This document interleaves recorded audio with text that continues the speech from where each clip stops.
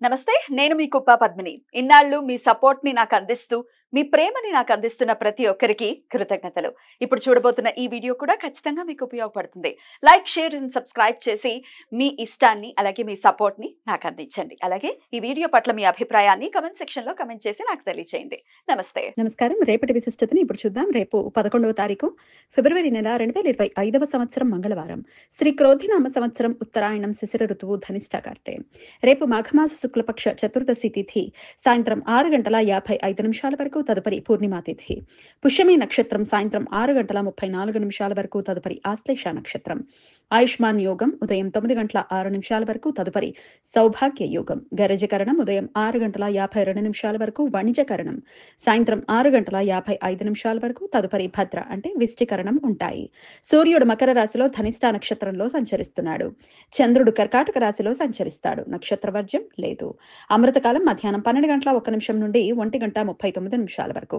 హైదరాబాద్ ప్రాంతం వారికి రేపు సూర్యోదయం ఉదయం 6:45 సూర్యాస్తమయం సాయంత్రం 6:16 చంద్రోదయం సాయంత్రం 5:16 చంద్రాస్తమయం. ఎల్లుండి ఉదయం 6:35 దుర్ముహూర్తం ఉదయం 9:03 నుండి 9:49 వరకు, మరలా రాత్రి 11:15 నుండి 12:05 వరకు. అభిజిత్ ముహూర్తం మధ్యాహ్నం 12:07 నుండి 12:54 వరకు. రాహుకాలం మధ్యాహ్నం 3:23 నుండి సాయంత్రం 4:50 వరకు.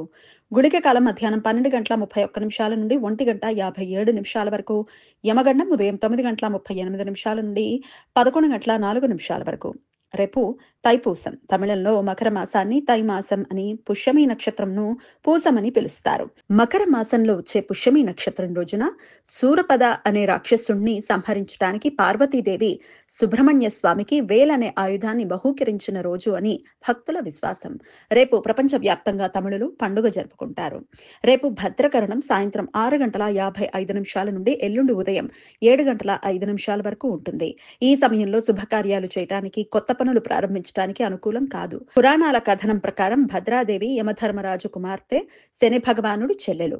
చూడచక్కని రూపంతో, తరచూ సౌమ్య స్వభావం కలిగి ఉండే తత్వం కలిగిన భద్ర కొన్ని సందర్భాలలో విపరీత ఆవేశానికి లోనవుతూ ఉంటుంది. ఆమె ఆవేశ తత్వం తగ్గించడానికి హిందూ పంచాంగంలో విష్టికరణానికి ఆధిపత్యం ఇచ్చినట్లుగా పురాణ కథనం. భద్రకరణ సమయంలో శుభకార్యాలు చేయడానికి అనుకూలం కాదు, కానీ కొన్ని ప్రత్యేక విషయాలలో భద్రకరణం అనుకూలం. ముహూర్త చింతామణి ప్రకారం భద్రకరణం ఎప్పుడూ సంచరించే, స్థిరంగా ఉండని స్వభావం. మేషం, వృషభం, మిథునం, వృశ్చిక రాశులలో చంద్ర సంచారం చేస్తుండగా భద్ర స్వర్గలోకంలో ఊర్ధ్వముఖంతో సంచరిస్తుంది. చంద్రుడు కర్కాటక, సింహం, కుంభం, మీన రాశులలో సంచారం చేస్తున్నప్పుడు భద్ర భూమి మీద రుజుముఖంతో సంచరిస్తుంది. చంద్రుడు కన్య, తుల, ధనస్సు, మకర రాశులలో సంచారం చేస్తుండగా భద్ర పాతాళ లోకంలో అధోముఖంతో సంచరిస్తుంది. భద్ర భూమి మీద సంచారం చేస్తున్నప్పుడు, అంటే చంద్రుడు కర్కాటక, సింహ, కుంభ, మీన రాశులలో సంచారం చేస్తుండగా భద్ర ప్రభావం భూమి మీద అధికంగా ఉంటుంది. కాబట్టి చంద్ర సంచారం పై రాశులలో ఉన్నప్పుడు భద్రకరణంలో శుభకార్యాలు చేయడానికి అనుకూలం కాదు. మంగళవారం ఆశ్లేష నక్షత్ర కలయిక ఉండటం వలన సర్వార్థ సిద్ధి యోగం సాయంత్రం 6:34 నుండి ఎల్లుండి సూర్యోదయం వరకు ఉంటుంది. ఈ సమయంలో నూతన వ్యాపార ప్రయత్నాలు చేయడానికి, కొత్త పనులు ప్రారంభించడానికి అనుకూలం. ఈ సమాచారాన్ని మనకు అందించిన వారు మేడికొండూరు విశ్వనాథ్ ప్రసాద్ గారు. ఆయనకు కృతజ్ఞతలు తెలియజేస్తూ నారాయణ స్మరణతో సమస్త సన్మంగళాని భవంతు. నమస్కారం.